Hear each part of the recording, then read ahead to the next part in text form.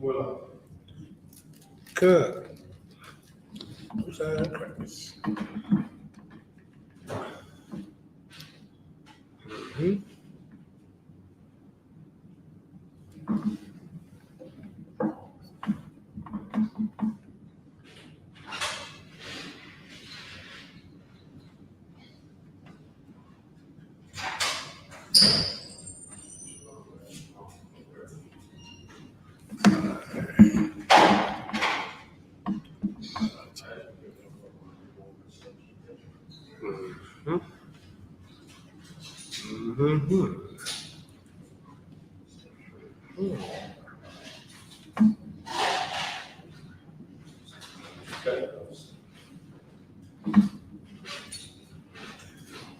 All right, no sweat.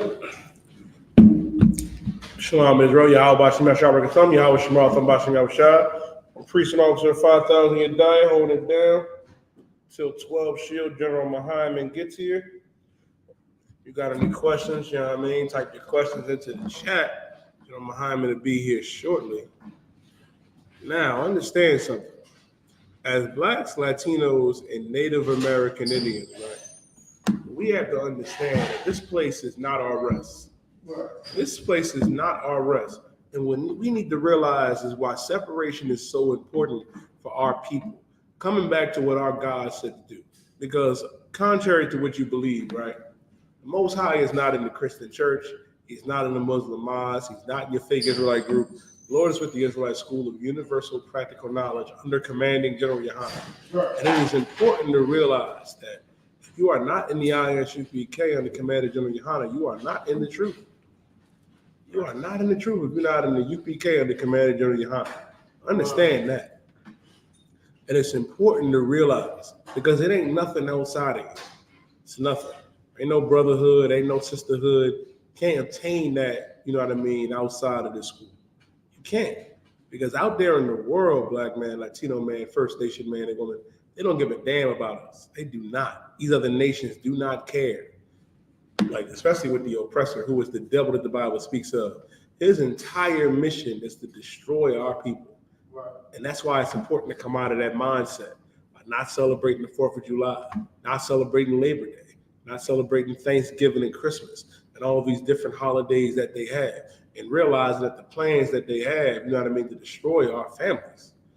Got to understand something. And that's why it's important to do what our God said, because the worst thing we ever could have did was listen to this oppressor and listen to these heathens and think, oh, it's okay to join them and join hand in hand with them and be all kumbaya. That's not what our God intended.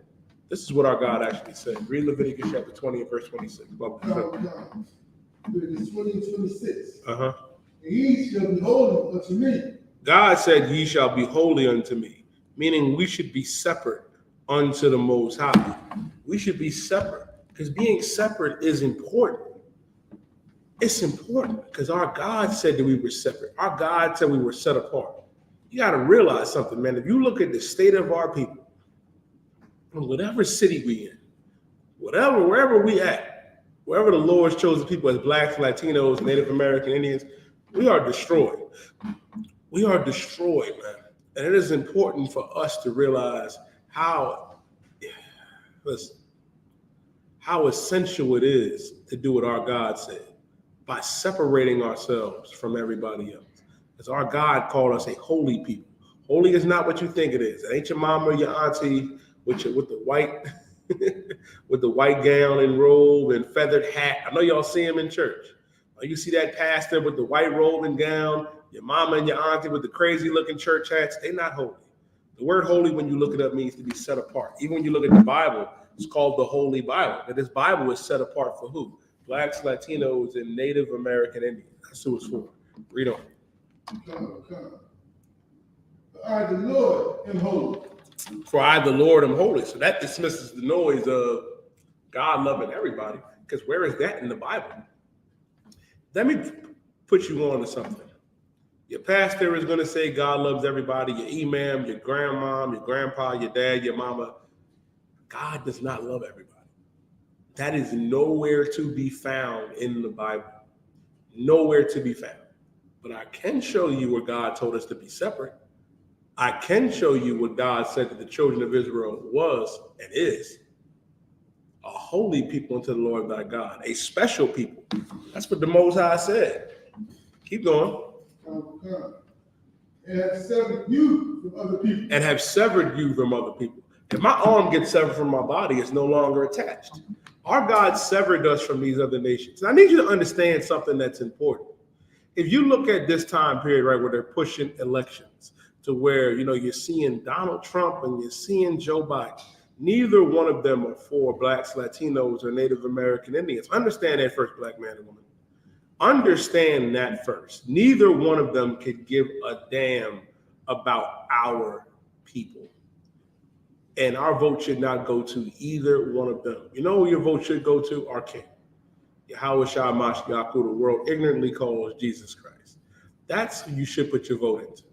The only way to do that is to get into the I.S.U.P.K under Commander General Yahanna. Our God said to be separate, for he is separate, and have severed you from other people. It's something that these other nations know, Mahayaman, that we don't. They know the importance of separation. Our God is telling us the importance of it. Because if you look at it, right, and look at these other nations, they don't push voting on them. They don't push that on Moab, the Chinese out in Chinatown and every major city. No, they don't vote. They stick to themselves. They're separate. They have their own city, their own community. Hell, and they run businesses out of our neighborhoods while maintaining their own world. Like China has its own. Think about this for a second. China has its own world in America. If you go to any major city that's a Chinatown, they literally have their own world because world means age or society. And then they add to that by coming in our neighborhoods, making tens of thousands of dollars a week. We couldn't do that. We could be separate, but we couldn't go in their neighborhood and establish businesses and then take it back to us. They won't allow it. We got to get to a stage where we prefer each other. And that's the importance of understanding what our God is telling us here in Leviticus chapter 20 and verse 26. Because it said, for I, the Lord, am holy, meaning the Most High is separate. He's only our God. Scripture says in Deuteronomy 6:4, Shammai, Yasha'Allah, Yahweh, Allahayanawa, Yahweh, Akkad. Meaning this, our God is one God, black, Latino, and First Nation man and woman. Shammai, Yasha'Allah, Yahweh. Listen, and what is so important about it, right? Which is so important about that is that our God is only for us, and he's not for everyone. Right. And he took the time to sever us from other people. Why? Read. That ye should be mine. That ye should be what? Mine. That ye should be mine. Because we are the Lord's people. Give me Deuteronomy give me Deuteronomy 32 and verse 7. Because you know what I've been seeing lately? I've been seeing in abundance people trying to push the narrative of God loving everybody. And what about these other nations? Last time I was teaching about, I had some simpletons on TikTok. Y'all know who y'all are. Talking about, well, what about everybody else? What about these other nations? Let me tell you what God said in Deuteronomy chapter 32 in verse 8. Read it for me, Baba Kashan. Shalom, warrior. Start at 7. This is the book of Deuteronomy, 32 and verse 7. Remember the days of old. The Bible says, remember the days of old. We have to remember how things were. We just read Leviticus and how we have to be separate because our God is separate. We got to realize something, which is really important. Our God told us to remember the days of old. We should always remember our laws, statutes, and commandments, our high holy days. Remember how things were. Remember the days of old. Read. Consider the years of many generations. Consider the years of the many generations that came before us. Read. Ask thy father, and he will shew thee. Mm-hmm. Thy elders, and they will tell you. And thy elders. Ask thy father. Ask thy elders. They will show you. Ask Commander General Yahanna. They'll show you. Ask General Mahayaman. Ask General Mayak. Ask General Hazayan. General Yatshar, General Katham Gabar. General Kabbalah. Ask these generals. Ask them. They'll tell you. It says, ask thy father, and he will show thee. Listen, man, Commander GEN.YAHANNA been holding it down since the 80s. Never wavered, never folded. And that's how we have to do. Just like the priests and prophets in the days of old. This ain't the time to fall weak. This is not a period to fall weak, especially with World War III around the corner. Like, goddamn. Like, what you falling weak for? For weed? You just got to get high, don't you? You just got to go get that sister that's promiscuous and sexy red. I know you cannot contain yourself. You can't do that, Black, Latino, and First Nation man and woman. Now is the time to grow up. Now is the time to realize that this is the home of the truth and get your life together. Keep reading. Verse 8. When the Most High divided to the nations their inheritance. When the Most High divided the nations their inheritance. The Most High divided the nations their inheritance. Meaning he gave, all of these other nations were divided. He ain't want everybody together. We reading out the Bible, right, Iba? It says the Most High divided the nations their inheritance. And these other nations got exactly what they need. They got exactly what they need. They too wild, they good. You worried about the Arab, who also has a hand in our community making tens of thousands of dollars a week. You worried about the East Indians. You worried about the Chinese. You worried about the Japanese. But Carl, you know what I just realized that brothers are starting to argue about now? The black Negroes now are talking about we foundational Black Americans. We don't mess with Mexicans. We don't mess with Guatemalans. We don't mess with West Indians and Haitians. But they love white people though. They love Africans. They love other nations. And when you look at it, you might think, damn, why do they have this deep-rooted hatred towards other brothers and sisters? Because that's in the Bible. That's Deuteronomy 28 and verse 54. And your eye would be evil towards your brother. I was rapping with a brother the other day with something, and he was like, but the Mexicans this. I'd be like, brother, you be sitting here trying to teach white people. He'd be like, well, you know, they need to learn. I'm like, well, what about your brother? Oh, he ain't my brother, but you'll sit down with the same oppressor that oppresses your brother and us. It's a rough spot. Go ahead, brother. Can we also attest that to Rehoboam? Say again. Can we also attest that to Rehoboam when I think it was the other 10 tribes, and he said, I'm going to multiply your suffering this time with scorpions and paraphrasing. And then ever since then, I think it's Ephraim and Doug and against Judah. Now, the important thing is, I wouldn't necessarily, I can't say to necessarily go there, but I will address this point too. When you look at, the tribes beefing with each other, like it's specific, because most people, will use that and say, well, Puerto Ricans don't like us, or Mexicans don't like us. Let me explain something to you. I want to be very broad and TikTok. Don't get your feelings about what I'm about to say. Niggas don't like each other. Niggas don't like each other. Like, I never really understood that argument. They'd be like, well, and then the other one, Mexicans are taking black jobs. Like, nigga, what's a black job? That's right. The real black job, which includes Latinos, Native American Indians, is being a priest in the U.P.K. But understand this point too. When we say niggas hate each other, you've had more beef with a brother that lived on a different street than you. What did the brother from Mexico do to you? The brother from Guatemala, the brother from Haiti, the sister from the West Indian Islands. What have they done? And guess what? They beef with each other too. You know that, right? You do know that. Jamaicans beef with Trinidadians. Jamaicans beef with other Jamaicans. Puerto Ricans beef with other Puerto Ricans. Even when you want to go tribal, Puerto Ricans and Dominicans, same thing. Levi, Haitians and Dominicans. Black people and Mexicans. We're all God's chosen people. And the thing about like the rebellion, listen, one of the worst things we ever could have done was turning our back on our God. That's the number one thing. And these other nations know it, and that's why they play on it. It's a term that everybody in the world knows and everybody in the truth knows, but I don't think a lot of people understand how deep it really goes.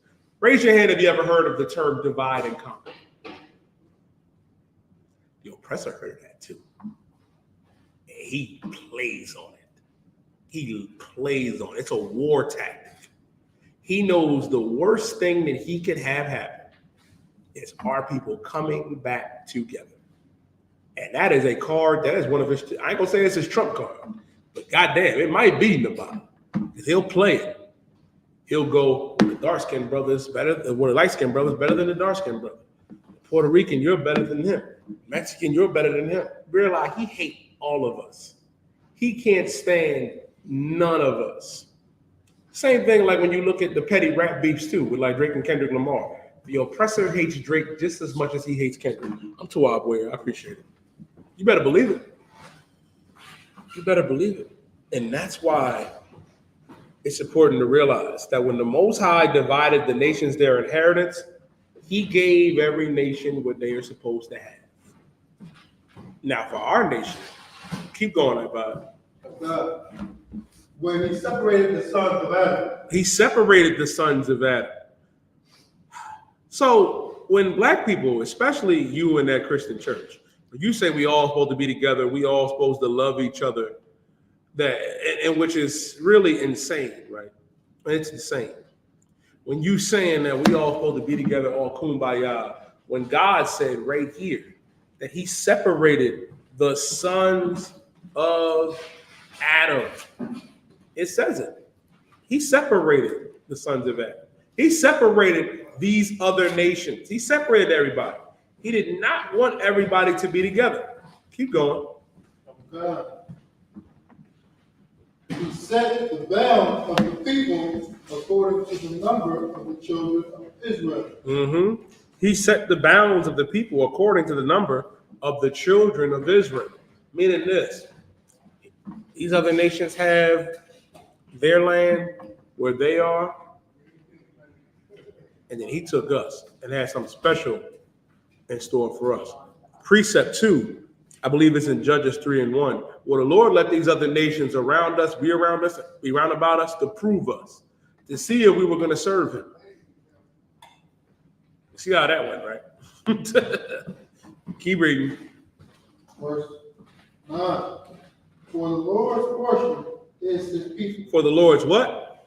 Portion is his people. For the Lord's portion is his people. We're the Lord's chosen people. We're the Lord's portion. We're the ones that he chose for himself. He didn't choose Bill, Bob, Susie, Chung Lee, Ryu. Didn't choose them. Didn't choose Nanfutu, Nangata, the Black Panther. Didn't choose Habibi. He chose us to be his portion. For the Lord's portion is his people. Read. Okay. Jacob is the lot of his inheritance. Jacob is the lot of his inheritance. We're the ones that are going to inherit. We're the ones that the Lord made covenants with. He didn't do this with these other nations. He chose us. So the need for their approval and wanting to be around them is just astounding to me, Ibad, because the Lord chose us. He didn't want us to be all together with these heathens. And they know this too. They understand it as well. Now, if I could, Ibad, let me get Romans, the 9th chapter.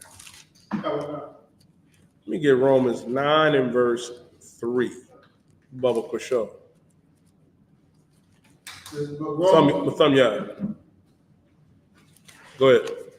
This is book Romans, 9, verse 3.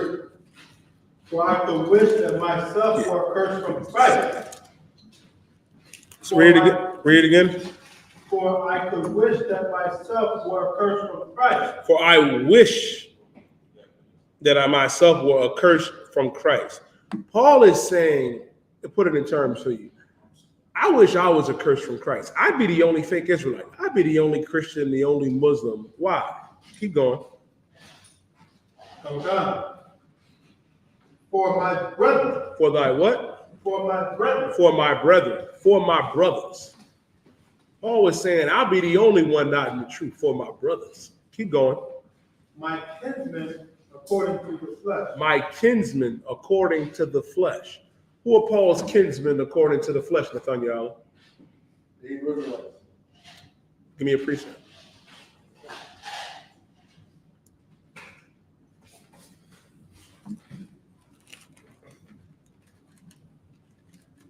You gonna say that too, brother? Oh, sound crazy. You know where you going? You know where you're going? You're gonna go to Romans 11:1. God. Go to Romans 11:1. Stay where you at, I-Bud. This is the book of Romans, chapter 11, verse 1. I say then, have God cast away his people? Have God cast away his people? Now you need to ask Christians this and cross-examine them. Cross-examine them when they say God loves everybody, that the Israelites had their chance. That's what they'll say. They'll say, and some of them will say, well, it was to the Jew first and then to us second. Not realizing that if you're talking to, one of us that say they're a Christian, they're a real Jew. And they're also the Jew that's a Gentile that Christ was speaking about. It says, what should I say then? Have God cast away his people? Keep going. God forbid. God forbid. The Lord didn't just cast us away. We're still his chosen people. Scripture says in Malachi chapter 3 and verse 6, for I am God, for I am Yahweh. I change not. The Most High does not change. I pray you understand. Keep reading. For I also am an Israelite. Paul is also a what? Israelite. Paul also is an Israelite. That should let you know. And Paul said in Romans 9 and 3, for he wished himself accursed from Christ for his brethren's sake, my kinsman according to the flesh. Paul is an Israelite. It says, for I am an Israelite, read. Of the seed of Abraham. Of the seed of Abraham. Keep going. Of the tribe of Benjamin. Of the tribe of Benjamin. Paul was a Benjamite, man. Paul would be a so-called West Indian brother today. He was an Israelite, and that's who he was speaking to. Go back to Romans 9 and 4, I-Bud. This is the book of Romans, 9, verse 4. Mm-hmm. Who are Israelites? Who are Israelites, read. To whom pertaineth the adoption? We pertain to the adoption because as we were reading in Deuteronomy, the 32nd chapter, right? We're the ones that the Lord adopted. We're the ones that he chose. Keep going. And the glory. Mm-hmm. And the covenants. The glory and the covenants. We get the glory. We get the covenants. The agreement that the Lord made with us. Keep going. And the giving of the law. And the giving of the law, because the law was given to us. It wasn't given to everybody. That's another thing too. That's another thing. The law was not given to everybody. Right. The law was only given to the children of Israel. An oppressor, he can eat as much pork as he wants. He can smoke as much weed as he wants. We can't. We can't. Why do you think the Chinese can find a pangolin and deep fry him? Like, goddamn, man, like if you not fast enough to run away from Moab, that's your ass. We can't do that. We have a dietary law. Our God made us to be separate, as I was reading earlier. He chose us. We were given the law.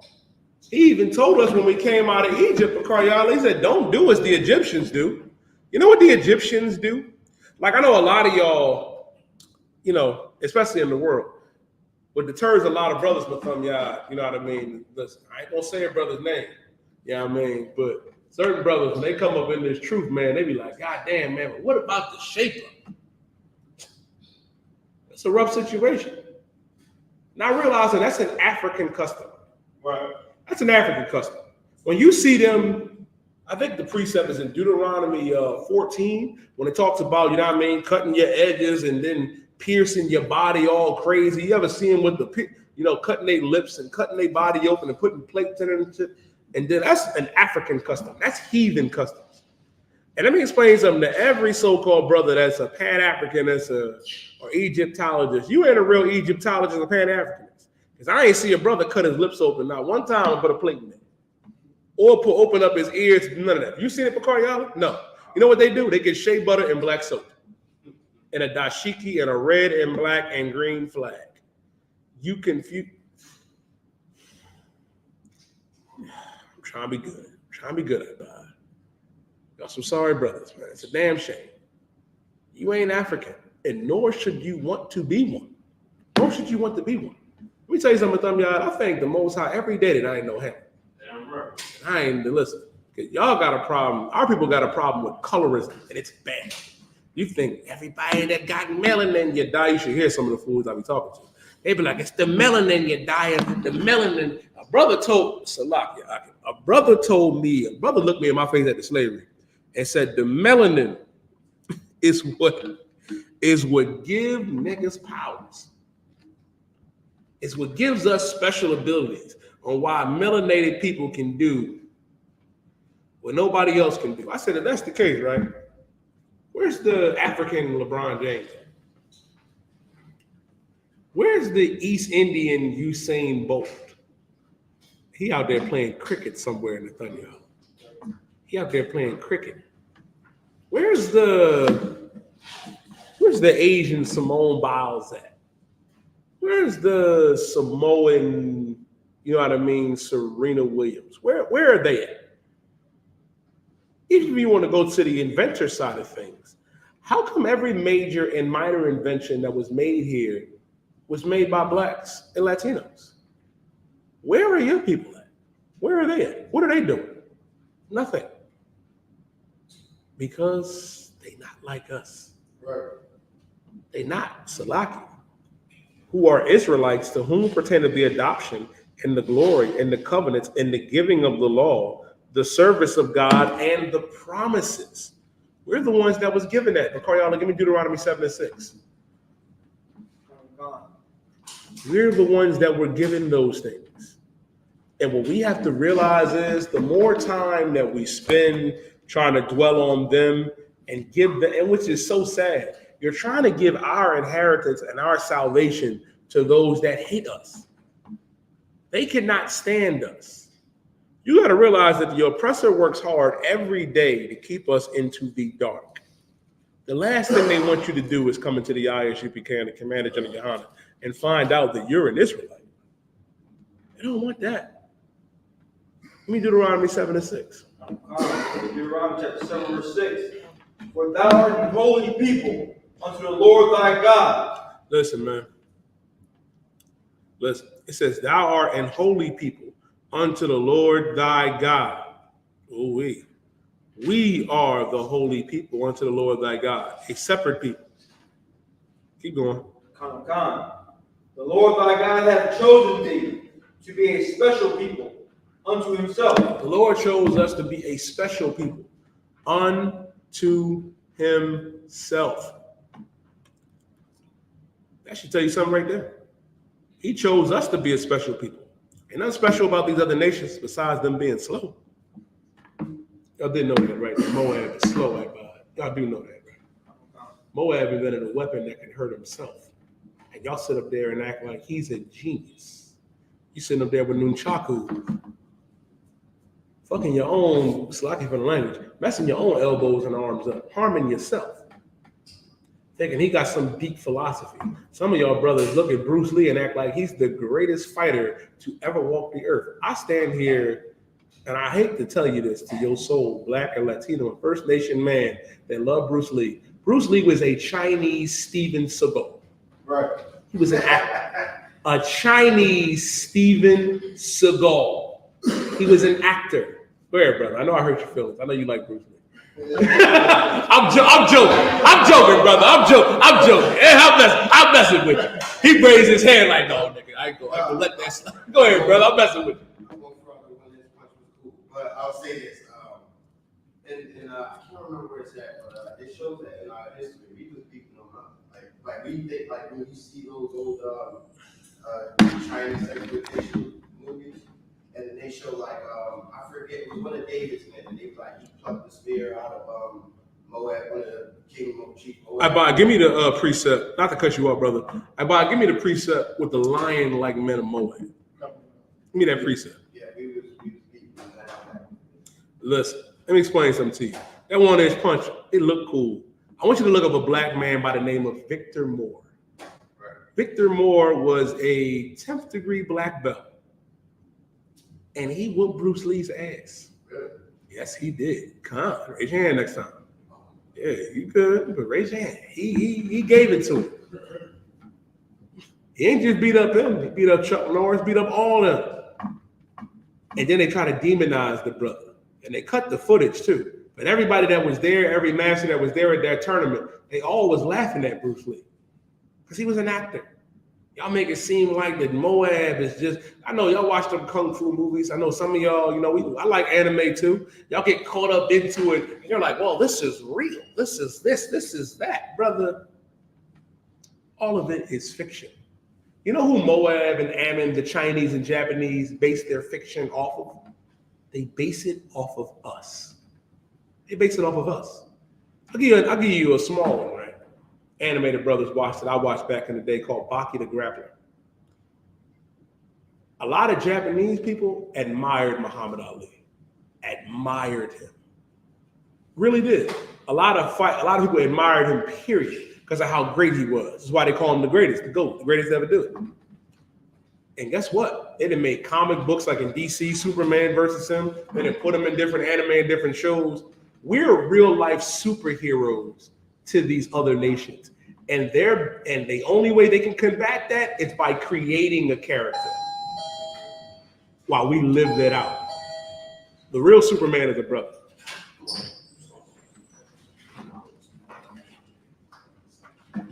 Alawat Panya. All right.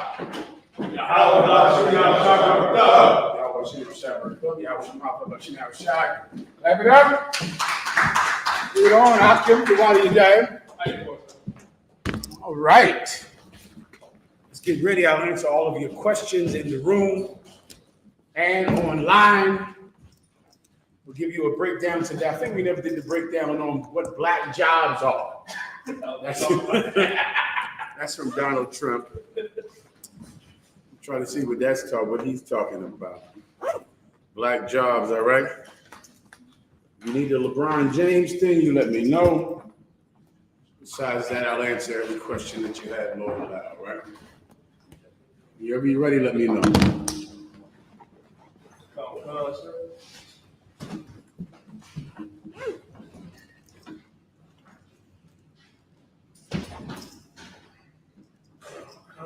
Hang your phone unless you need it there, right? Oh, we go to TikTok. Hey, Bob, you read the general first question, bro?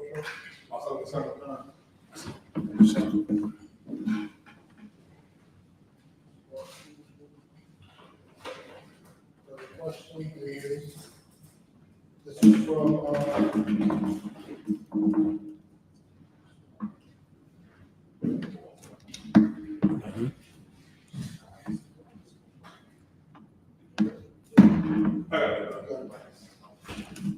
from Officer GEN.YAHANNA. It says, Isupk, are there female angels, or can an angel appear to you as a woman the same way an angel can appear to you as a man?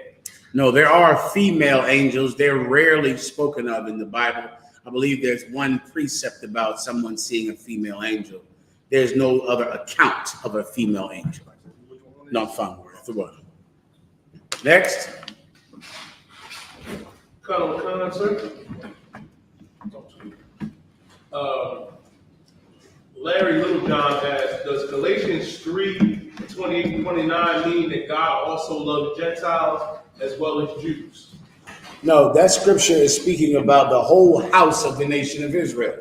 In the nation of Israel, you have Gentiles and Jews in this nation of Israel. You are a Gentile. Why do I call you a Gentile? Because you were not born in Israel where you were raised up keeping the law, circumcised on the 8th day of your birth, because you have worshiped strange gods in your life, because you come from a family of sinners. Your mother is a sinner. Your father is a sinner. According to the Bible, that would make you a Gentile. Come on. I don't mean to go back to the question. Please. Actually, the question the brother asked, I would put for myself. And what the precept was Zechariah chapter 5, verse 5 and 9. That's correct. I'm sorry, were you making a point, or you wanted me to answer a question? No, I was letting you know the question he asked, because I want to go for myself. Yeah, that's the one that's the precept I was discussing, right?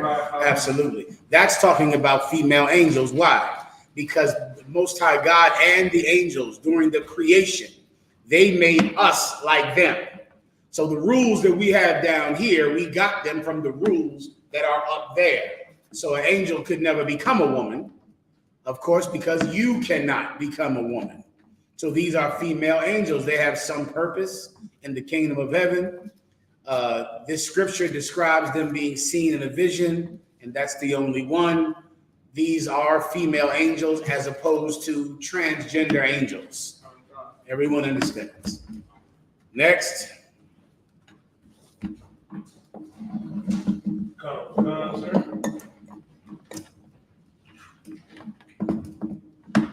Rocky, I'll ask Locke if I could. I got to break down Deuteronomy chapter 14 and verse 1. No problem, warrior. Go ahead and pull it up for me. The book of Deuteronomy, chapter 4.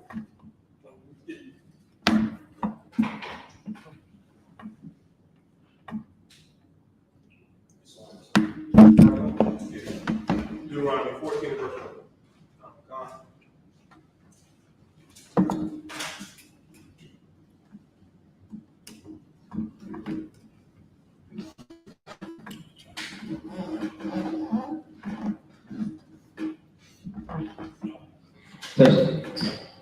You ready? The book of Deuteronomy, chapter 14, verse 1. Ye are the children of the Lord, your God. Ye shall not cut yourselves, nor make any baldness between your eyes for the dead. This is the law that forbids us for keeping the practices of the Egyptians. When you read about the entire book of Leviticus, the entire book of Exodus, those rules that we have in the Old Testament, those rules were set up by the Most High God specifically to separate us from the Egyptians, who were our number one influence for 300 years. But the Most High God was giving us a land of our own, a language of our own, rules, laws of our own. And so you're going to find laws all throughout the Old Testament, the first 5 books of Moses, that specifically are there to stop us from doing what the Egyptians were doing. This is one. The Egyptians believed that it was unholy for you to have hair on your head and hair on your face. They believed that being bald was pure. Shaving all the hair off your head, off your face, was pure. They believed if someone died in your family, you should tattoo their name on your body. I know most of you do that right now today in America, which is currently Egypt, the land of our captivity. Here's a specific law about things that we cannot do because the Egyptians do them. You can also find what I just described in Leviticus, the 18th chapter. Come on. Just to make clarification. Shaving the borders between your eyes is shaving your eyebrows. That's shaving your eyebrows. That's correct. That's shaving off your eyebrows for the dead. You understand? So now your grandmama dies. All grandmothers are going to die. All grandfathers are going to die. That's the way of things, young man.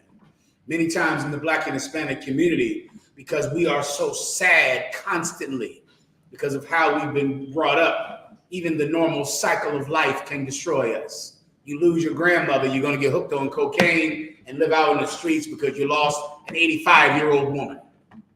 85-year-old women die. Here's what you can't do. What you cannot do is shave off your eyebrows because your grandmother died. That's what the Egyptians did.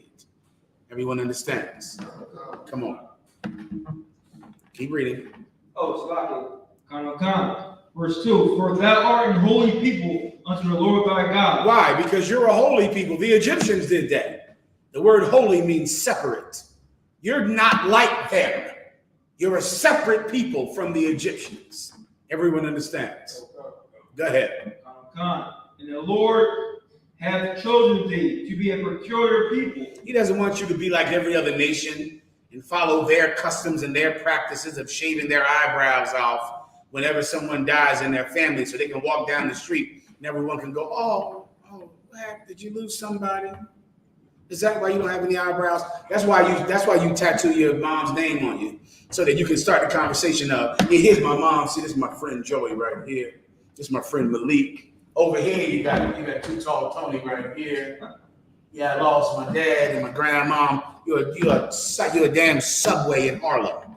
And women, you look disgusting with tattoos. That's right. You look like a Subway in Harlem, and you want someone to treat you like a princess. Well, these things are what the Egyptians did. They did this, but you're separate from other people. You are a peculiar people. You're different. You're different from them. Don't mourn your dead the way they mourn theirs. Continue. Let me know when I'm done with the brother's question.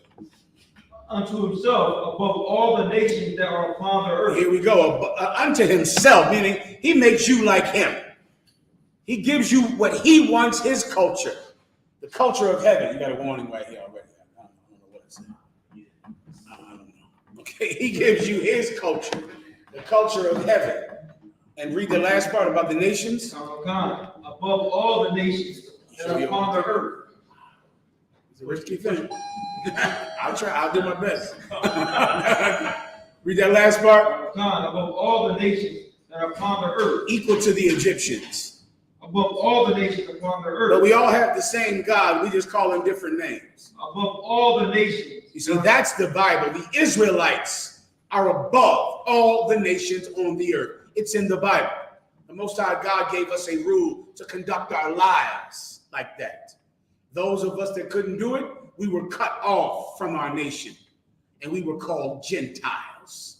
We were called another nation, which is what the word Gentiles means, because we refused to keep these rules that made us separate from every nation. So now you're a Gentile. You're not an Israelite anymore. You're an African American.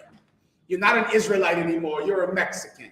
You're not an Israelite anymore. You're a Sioux or a Cheyenne or a Seminole Indian. You're a Haitian, which means you are a Gentile. You are another nation. But we were not chosen and made by God to be like everyone else. We were made to be a peculiar people, and these are part of the customs that we took on to make sure of it. Anything else? Next.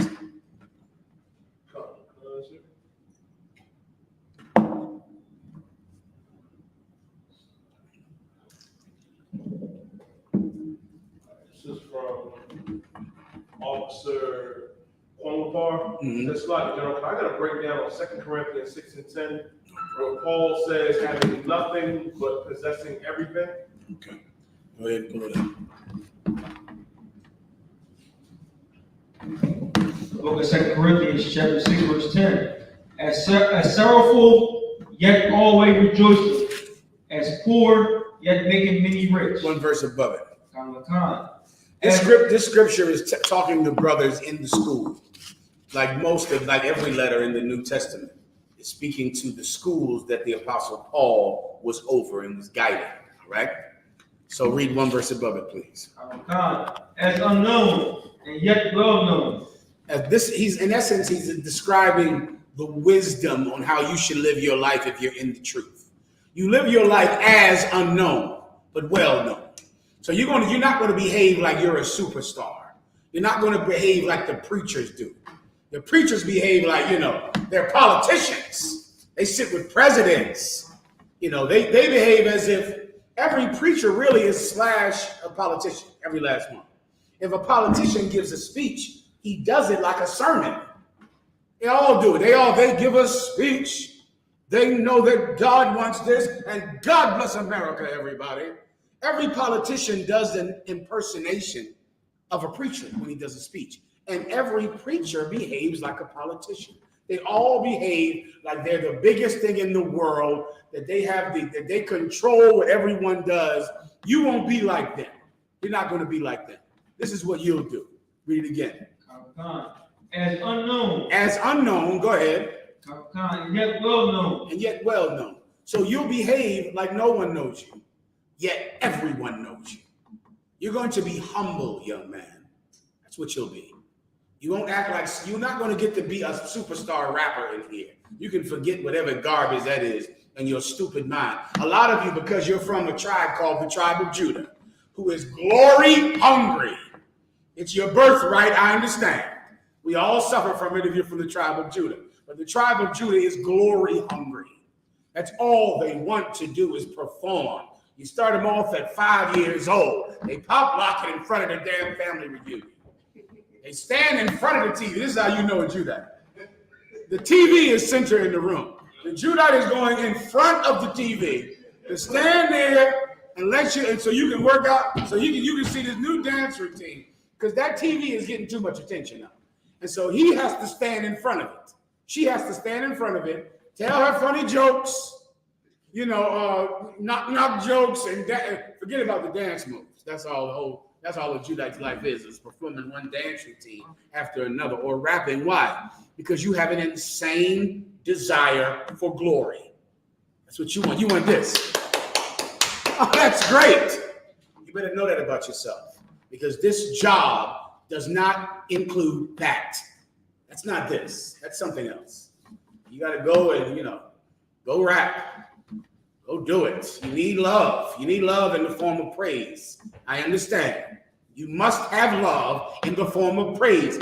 This job isn't where you're going to get it, even though everyone praises you. Everyone knows you. You affect so many lives, but you're not going to act like you do. Everyone understands. Next. Let me keep continuing. As known and yet well known, as dying and behold, we live. One more time. As unknown and yet well known, as dying and behold, we live. As dying, how do we behave? We behave like we're dying, like we're ill, like we're suffering, and yet we are here, and we are going to survive all of our enemies' demise. But how do we behave? We don't behave like that. Why? Because our people are dying. Our people are suffering. Our people are in pain. They're homeless. They don't have anyone to care for them or to love them. We do.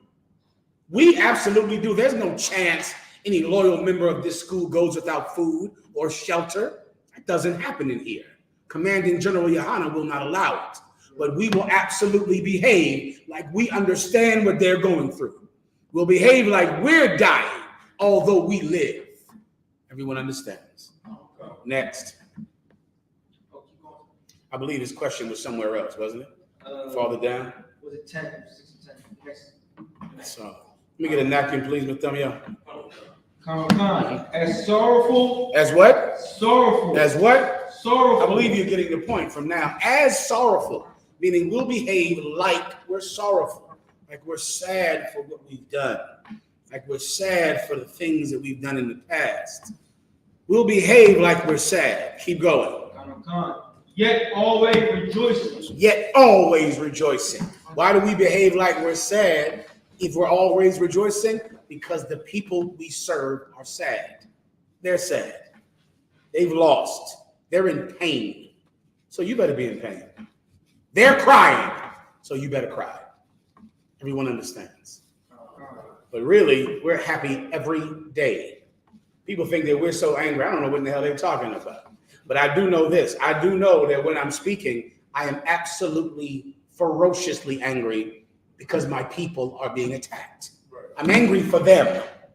You understand? I'm angry because of what's happening to them. As far as me, I'm just fine.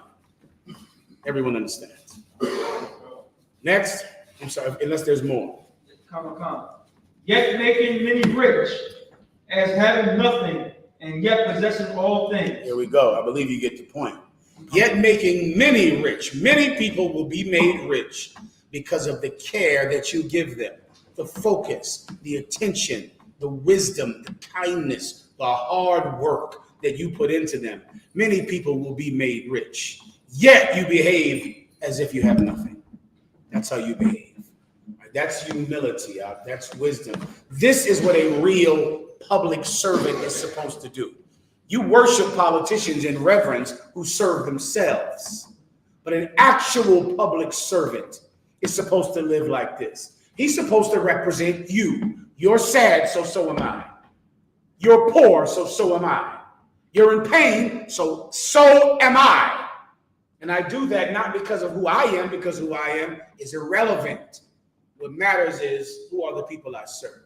And you have to be what they need you to be. Everyone understands. Next.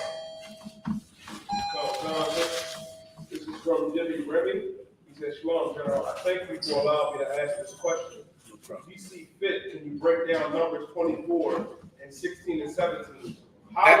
Absolutely. I put the water and I will answer the question, all right? Let me kind of move this somewhere else. I can set to the side of me.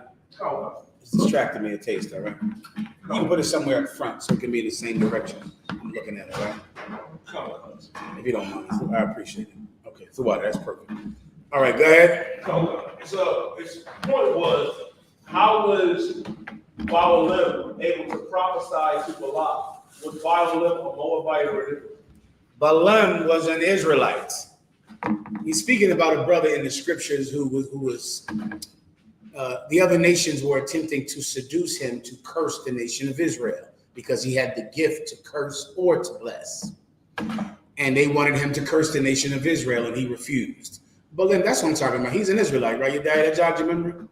Yeah, he's an Israelite, right. Okay. I believe that was his question. That's the answer. Was there anything else? Next. If you need more, just let me know. But I hope you don't see that in a X-Men United kind of way, or the origin of X-Men, because that curse is not like a superhero movie. That curse is not a spell, and it is a spell. All right. If you need more on it, you got to let me know. If not, I got to move on. Next. God, from Kanafi Hawada. Shalom, sir. Can I get a general breakdown of Deuteronomy chapter 22 and verse 9? Go ahead. Book of Deuteronomy, chapter 22, verse 9. Thou shalt not sow thy vineyard with diverse seeds, lest the fruit of thy seed which thou hast sown and the fruit of thy vineyard be defiled. Right. So all of these laws about clothing that has diverse, not material, what's the word they use? Diverse, what's the thing you put into a garment? You make a garment out of it. Say again? Like linen. Diverse, whatever that stuff is that you make, wool, silk, fabric, something like that. I think fabric is the right word. All of those laws are about anti-scamming laws. Every last one of them. Right? In this world, in America, all you can think about is someone scamming you day and night. Right? But we have a list of laws you'll read right here. Every one of these laws are anti-fraud laws, so that you can't fraud anyone. If you're a farmer and you sow your seed with cucumbers that die as soon as you pick them, with cucumbers that last a long time, then you reach into your field and you say, see, these are the last a long time cucumbers. And they say, I'll take this field so I can sell them. Really, that field is full of cucumbers that die as soon as you pick them, which is why you can't plant diverse seeds in the same field, so that you don't cheat the people that you sell vegetables to. You can't cheat them. As you know now, in the modern supermarket, there might be 25 different kinds of cucumbers out. There's a watermelon that's made of, what's terrible? Apples. I mean, you're gonna buy an apple that's gonna be so damn delicious you don't know what to do. I think they call it the honey electric crisp. They got a name like honey electric powerhouse apple. Then there's that other one my mom used to buy. That thing is good for nothing but hitting somebody upside the head with it. It's a pile of mush. Now they're both apples. Do you understand? Now if they're both planted in the same place, I'll say, buy these. You want this, you want all of this so you can sell it, you got it. I bite into one thing and it's the honey electric crisp. It's not. When I get them home, it's mush. You die. You break it down to 11, you're going to understand and appreciate this. Break. I had Isupk in my slavery break down to me the 15 different types of potatoes that I had first. It was breaking down, these ones grow faster, these ones are better, this is not. I thought potatoes was potatoes. They're not. Give him a hand. I'm glad you bring that. As y'all know, I have videos coming out this week before I go to Detroit about what Officer Yediah did with me with these potatoes are. 2 days ago, Yediah, now I'm growing the potatoes. I'm going to show you what I'm dealing with in about 3 days. There was a bag of them that did not sprout, so I couldn't plant them. It's like 100 of them. I planted 85. There was like 100 of them that didn't sprout. So I just put them away thinking, these must not sprout. I come back 2 days ago, I just put them somewhere, and they're sprouting insane. So now I got to plant 100 more, which leads to the question I wanted to ask tonight. Who wants some potatoes? Is anything else there? I have no more room. So if anybody wants to grow some potatoes, I got 100 of them for you. I have no place to grow them. If you want some, see me about them, because there's so many different kinds of potatoes. I was in Atlanta last week. I don't know what this sister's name is. Her husband, she's the wife of a brother in the school. They made a sandwich. This sandwich was so delicious. Part of the reason why is because it had one of the best tomatoes I've ever eaten in my life on the tomato. I've had 3 good tomatoes in my life. That's how bad tomatoes are that I remember them. This was the 3rd best tomato I've ever had in my life, because you're going to go to that store and buy a tomato and it's terrible. Unless you get that, what's that tomato that's from the past? The thing is from the Back to the Future, heirloom tomato. You get yourself an heirloom tomato, it's from the past. It is absolutely insane. Another tomato is like a mushy mess, ruining your whole damn sandwich. You can fool people because of so many different kinds of seeds. Not in our land, not in our culture. You're not allowed to fool people the way you can fool people in America. That's what this precept is about. Okay, you're going to have the delicious honey electric apples. They're right here. I plan nothing else right here. No other apple with it. No other tomato with the heirloom from the past tomato. You're going to know what you're buying if you're buying from an Israelite farmer. Everyone understands. And you can do this with livestock, the same thing. There are certain livestock breeds out that are not going to survive the winter. They're going to die when the winter gets here. There are certain livestock breeds that are terrible at being mothers. They hate being mothers. They're going to kill the lamb or the calf. They can't do it. And you're going to buy that thinking that you're going to breed cows, but you have the kind of cow that hates being a mother to a calf, because there are so many different kinds of cows and goats and sheep, and you can do a lot of scamming unless there's a government that protects people from businesses who don't have scruples, from businesses who are unscrupulous and would take advantage of people and cheat people. In this government, you have that protection. Everyone understands because of this precept. Are we good to go here? Next. See me one more time. Thumb you up. The next question is from Officer Shabbat. He says, if I may, can I get a general breakdown of Matthew 22 or 14? No problem. Go ahead and read it. Sir, book of Matthew, chapter 22, and verse 14. For many are called, but few are chosen. Any more? You better go 2 verses above it. Book of Matthew, chapter 22. Oh, sorry. This is the, I think you want me to read it? Yeah, wherever you think the point starts. It's a parable about the marriages. Of course. Go ahead. I'll start at verse 1. And Jesus answered and spake unto them again by parables, and said, the kingdom of heaven is like unto a certain king, which made a marriage for his son, and sent forth his servants to call them that were bidden to the wedding. So, okay, to understand this, you got to focus in for a second, but it will become quite clear in a second, all right?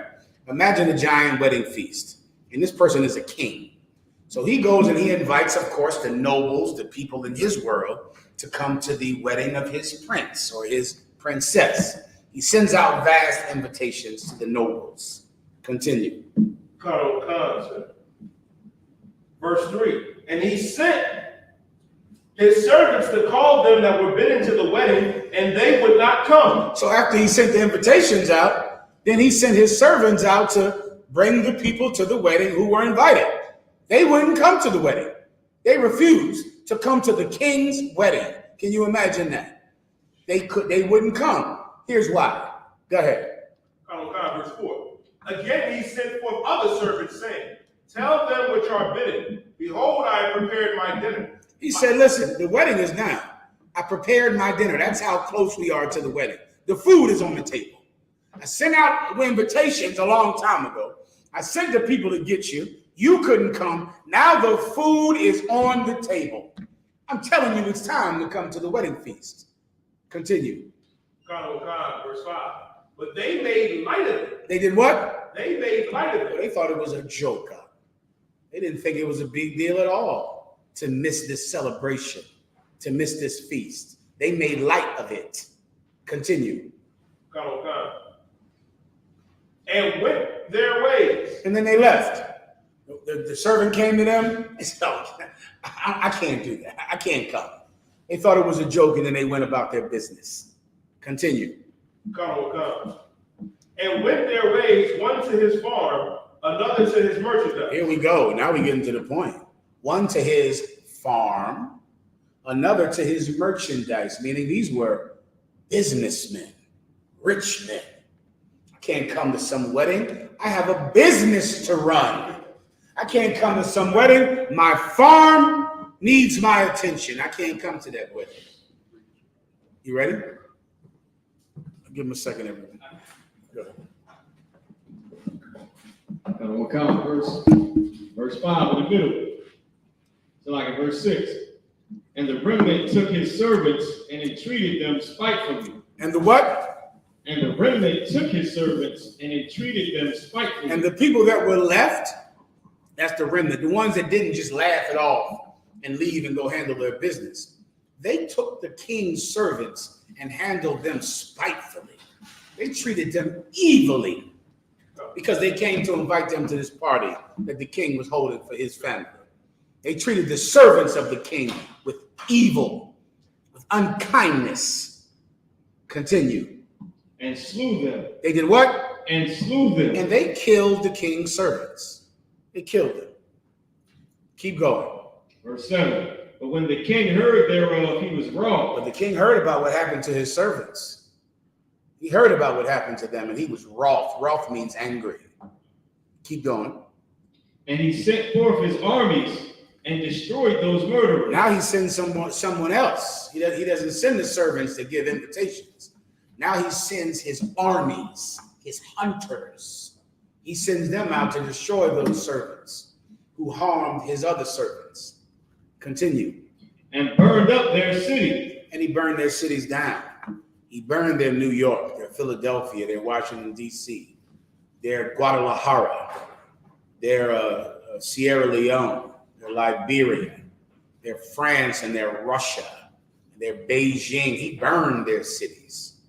Continue. Verse 8. Then saith he to his servants, the wedding is ready, but they which are bidden were not worthy. He told his servants, you know what? The wedding is ready, but the people I invited, they weren't ready for this dinner. They weren't ready for this wedding. The people I invited. Continue. Go ye therefore into the highways. So you know what? I invited rich people, farmers and men of merchandise. I invited them. They didn't want it. So they hurt the people I sent. So I had them unalived and I burned down their cities. Now I'm going to send you out again. Except this time you are going into the what? Into the highways. Come on. And as many as ye find, bid them to the marriage. Now I'm going to send you out into the highways. What is a way? Who knows? Let's ask Alexa. One second. I know you know, Warrior. Let me ask Alexa. Alexa, what does the term way mean? As a noun, way is usually defined as manner, mode, or fashion. For more, ask Alexa, what does the term the way mean? The term way is a conjunction that indicates a method or course of action.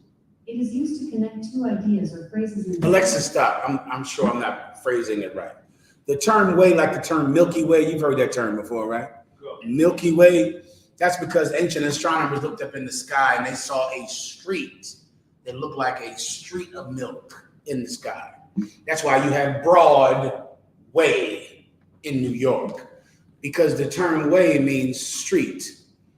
He sent the next invitations to the streets. That's what he did.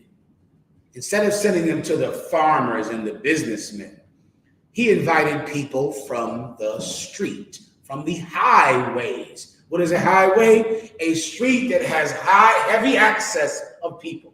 A lot of people coming and going, like the campsites you have here in Philadelphia. That's why the UPK always goes to major intersections, major street corners in every city that we're in. We're looking for the highway, with the place where all the people come and go. Why? Because now it's our turn to come to the wedding. Now it's our turn. It was the turn of Martin Luther King, Dr. Martin Luther King, and his father, who was another rich, preacher.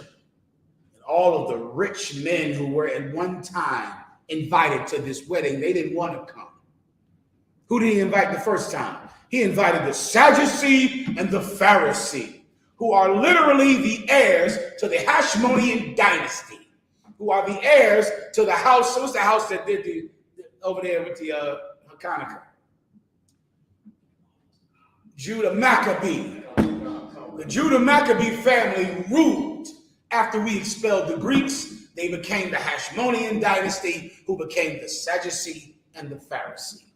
Oh, they were an ancient house, men of high repute, men who their grandfathers were Judah Maccabee. My God, man, that's an aristocracy.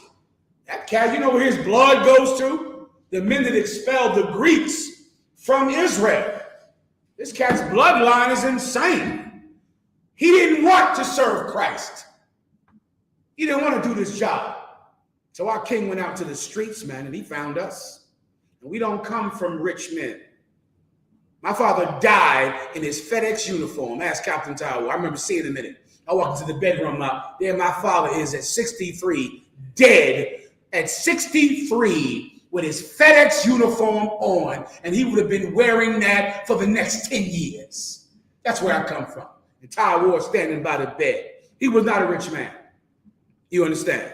He wasn't a doctor, Martin Luther King. He wasn't a six-figure man. He wasn't an entrepreneur. He was from the street, and so am I. And now here we are. We're the ones who are invited now. You didn't want to come. He invited all of the civil rights leaders of the 60s. Oh my God, that crew there.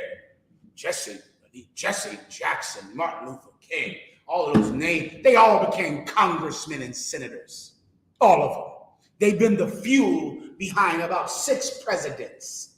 Those religious leaders of the civil rights movement. They don't want this job, but the brothers from the streets do. And now it's our turn. Keep going. Verse 10. So those servants went into the highways and gathered together all as many as they found, both bad and good. Brother, I was looking for rich men. Now, whoever, just come on in here. What are you? Oh, you went to college. Come on. You fresh out of prison? Come on. That's all. Bad and good. Criminals, students, college students. Come on. Drug dealers, come on. You want to lie to a few people you want to change? Come on then. You were in college, you were trying to be a cop. You decided that's not the way for you? Come on. Oh, you were a criminal and you decided that's not the way for you. Well, come on and sit next to this former cop. And let's go, because we're the ones invited now. Now it's our turn. Continue. And the wedding was finished with guests. Oh, now we can eat. Because now everyone came, everyone showed up. We're not slowed down anymore by waiting for some rich man's son who thinks he's too good to do this job. Why would he do this job? He has a Fortune 500 company to run. He's a 6-figure man. He doesn't want to do this. He's a high-value 6-figure man. He's not coming to do this job. No sweat. No sweat. The sons of crackheads will do this job. Do you understand? The sons of coke sniffers and coke dealers, we will do this job. No problem. And we'll combine some brothers that went to college and went to school and did some good things and had good hearts, As long as they can come in here with everybody else, then we can all do it together, because the people who were asked to come to the wedding before chose not to do it. That's the breakdown. Everyone understands. Next. Go. Young brother in the back. I'm sorry, can you just elaborate further when Please. you see the guests without the proper attire and so the lead? Is it farther down right here? That's I think maybe the next approach. Go ahead and read it, Moreau. Verse 11. And when the king came in to see the guests, he saw there a man which had not on a wedding garment. So now remember, these are all brothers from the streets, good and bad. So now the dinner is happening now. The king walks into the dinner room, he sees all his guests, it's perfect. But when he gets there, he sees some man who is not properly attired. To not be properly attired means you weren't dressed for a wedding. You came dressed like you come into a basketball, to play basketball, or you were going to work all day. He didn't come properly attired like you would come to a wedding. You understand? And the king noticed him. Continue. Verse 12. And he said unto him, Friend, how comest thou in hither, not having a wedding garment? He goes up to him, friend, my friend, why would you come in here not wearing a wedding garment? Why would you do that? Continue. And he was speechless. The friend said he couldn't explain it. He couldn't give an answer. Continue. Then said the king to the servants, Bind him hand and foot. He said, you know what? You don't have an answer? No sweat. Arrest him. Bind him hand and foot. Keep going. And take him away. And get him out of here. Keep going. And cast him into outer darkness. And throw him, exile him. Throw him out into the woods. That's like outer darkness, where you're out in the middle of darkness in the woods. That's the metaphor. Continue. There shall be weeping and gnashing of teeth. Well, there's going to be a lot of people crying and a lot of people gritting their teeth because they're in so much pain. What's the breakdown? This is someone from the streets. He's come in, but he is not prepared. And you better be prepared. Don't you understand you've been given an opportunity? What do you think you would have been if not for this school? Just like your father. That would have been you. That would have been you. Just like your uncles and your cousins. Now you get this opportunity to do something amazing. And you're not prepared to do it? Can I give you some people that are not prepared? You've come into the Israelite school of UPK. You're ready to have your head anointed with oil and become a priest and an officer. And your friends from the world are going to make you relapse. Are you not going to give up your friends from the world? Are you going to lose this opportunity over your cousin? Over the friends on your job? Is that what's going to happen? So now here you are, given the path to life when you were going to die. That's what was going to happen to you. Now I'm in the truth, but I can't give up my friends. They're my homies for life. Did you smoke weed with them? Absolutely. Did you do robberies with them? Absolutely. So I'm going to come into the truth, but I can't give up my friends. Then you are going to relapse. You're going to be just like them. Because how do you dare even take this opportunity, which so many men will never get?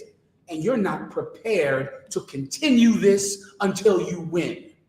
God damn it, if you got an NBA career, you have to give up your friends because you can't get high all night anymore with them.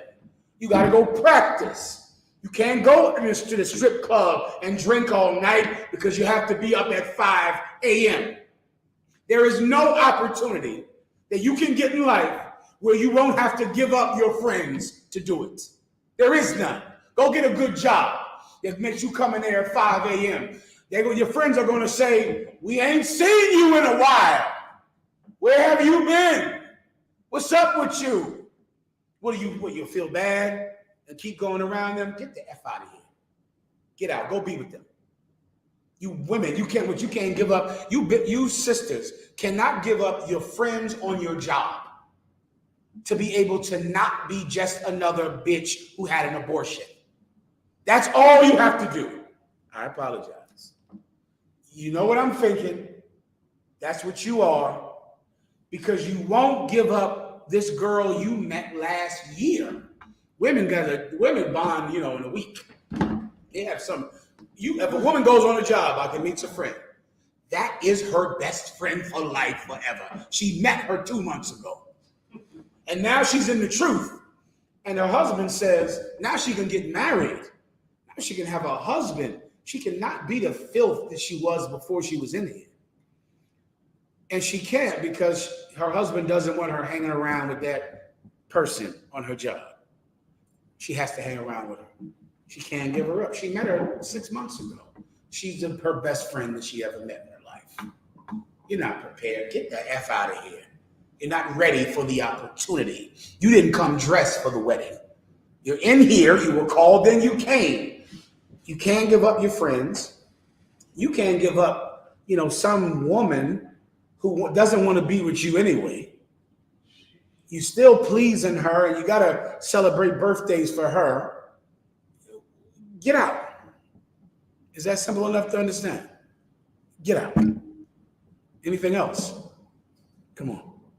Verse 14, for many are called, but few are chosen. Yeah, listen, you're in here. You were called in here. You came, but you're not chosen because you were not prepared to eat this dinner until it's gone. You weren't prepared.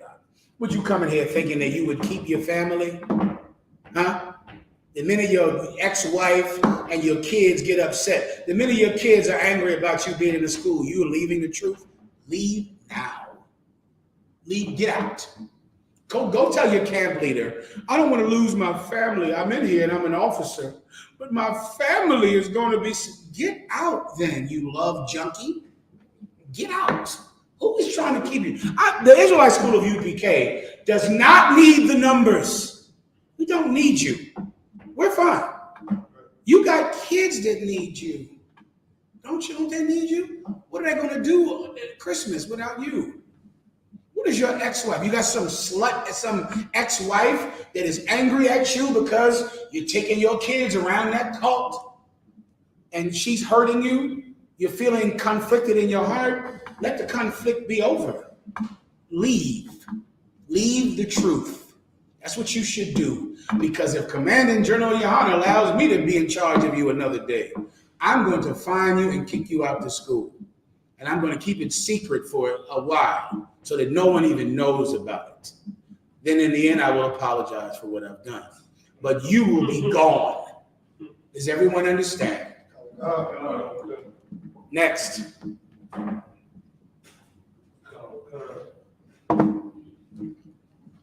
That was a question, sir. Do me Espanol. Any questions in the room?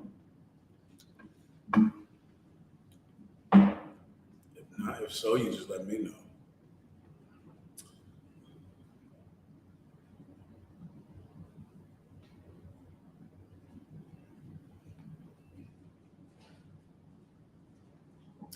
Iraq is out there. Iraq sent me something about the purple pigs, but I just don't understand what it is. I have it, sir. Okay, go ahead. You want to say a quick show? You want to do it? It was your call. So I got a text about the apples. They're called Honey Crisp apples. Those are the only good ones. The rest of them, I don't know what they do with those. Feed them to horses or applesauce, I don't know. If you like them, eat them. I'm not telling you they ain't unlawful, but there's a difference in the different types of apples. Everyone gets that. Go ahead. I'll read the post. Mm-hmm. This is from Big Frida. Big Frida, you remember him. He's the dancing machine of the IUIC. Go ahead. He saw a flyer that said this property was cleaned by the I.S.U.P.K. Where was the property at? In North Carolina. Hardcore. The brothers was cleaning. So the brothers went out in the streets and cleaned the community out in the street. Is that what you're talking about? Come. All right, go ahead. Big Frida didn't say, I'll put it up on the screen. Okay. And I'll read it. It says, I don't understand Why pretend to hate us so much but follow secretly? Oh well, to God be the glory, great job. More following, less hate. I don't know what the hell that's talking about. Following him, I don't know what he means. The IUIC, you know who they are, brother, the IUIC? They're a coalition of purple cops, who one of them unalived a girl in Joy Morgan in London. Did you hear about that, brother? Yeah. You know him well? I believe it or not, an ex-girl of mine. When I first started learning about I.S.U.P.K. Give the brother the microphone. 1 second.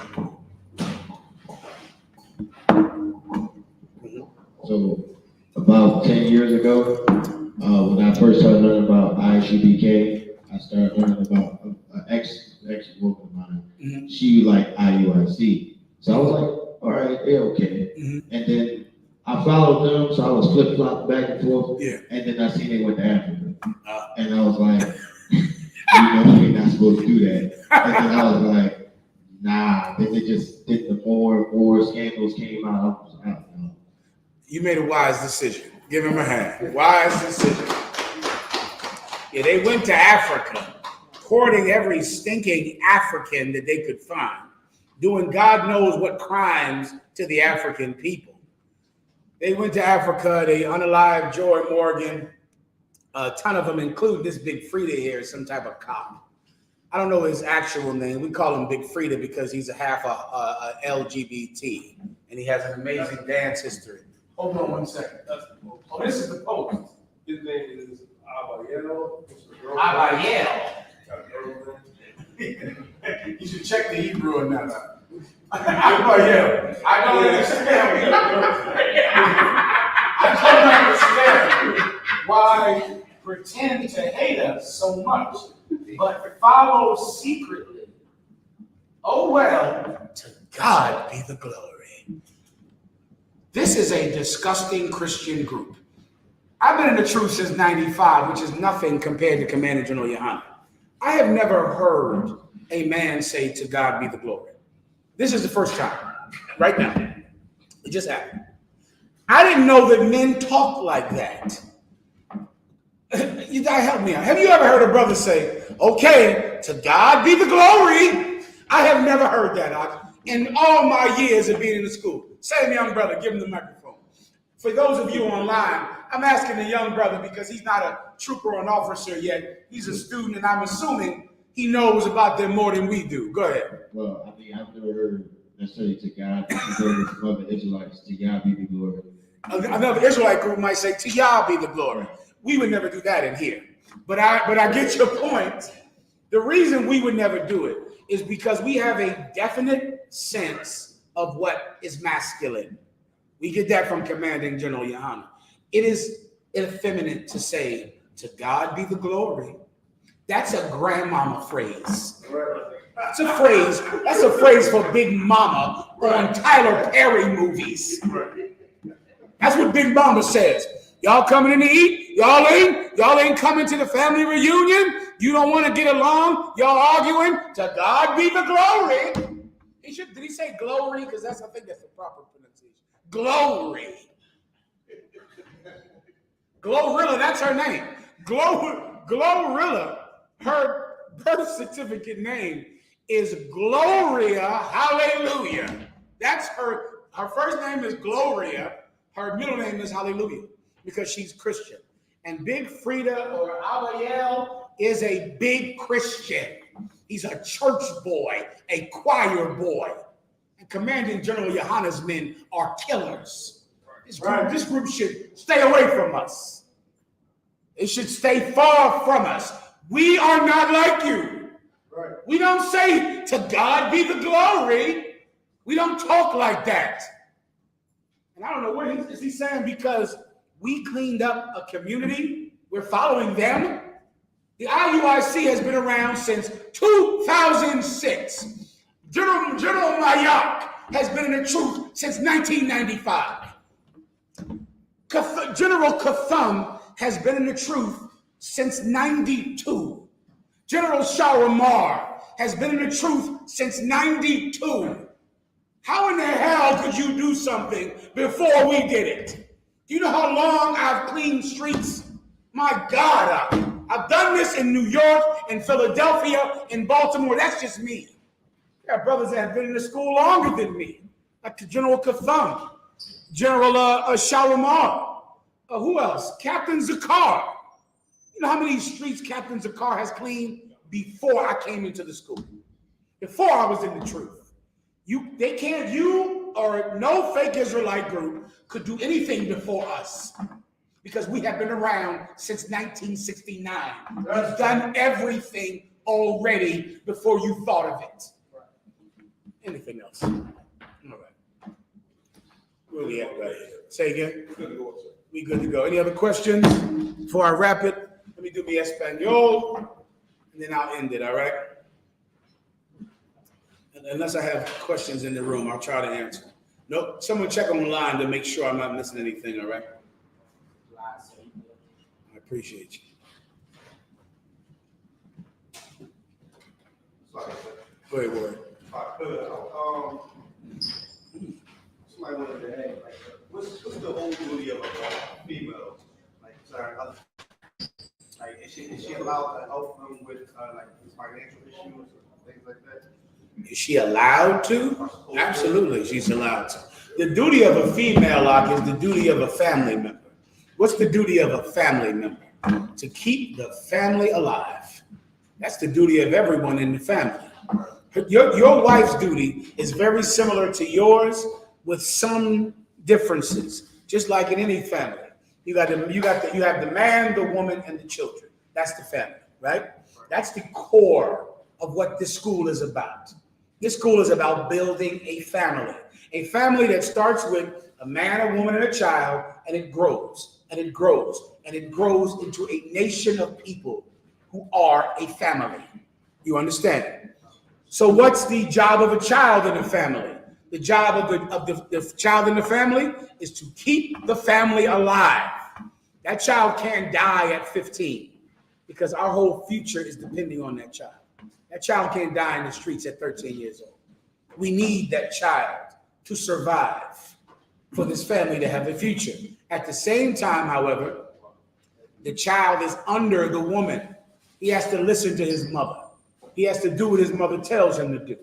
He has a responsibility to this family on his own, but he also is under his mother in authority in the house. Then you got the children themselves.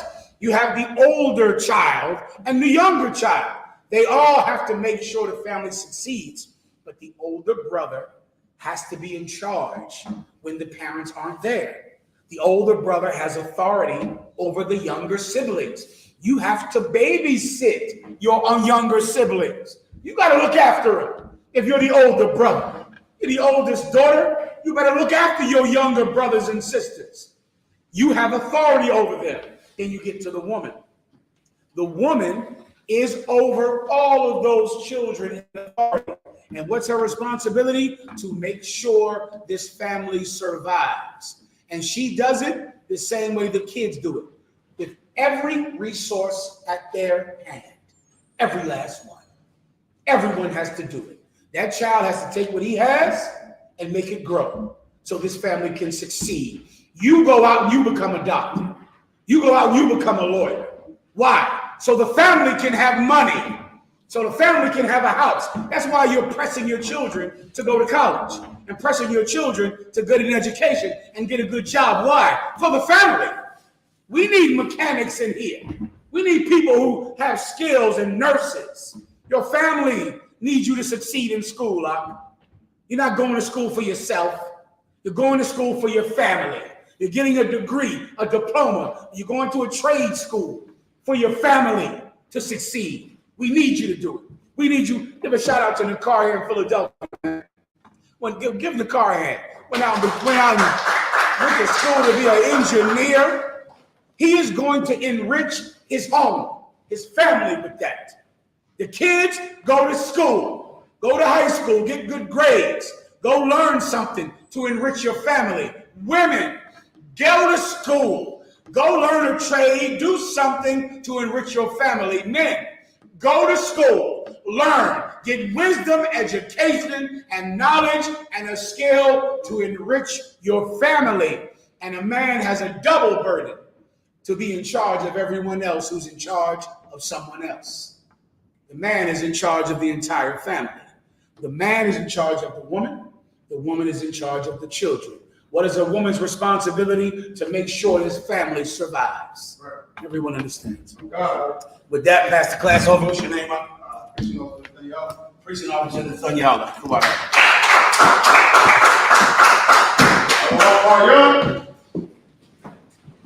We're up. Y'all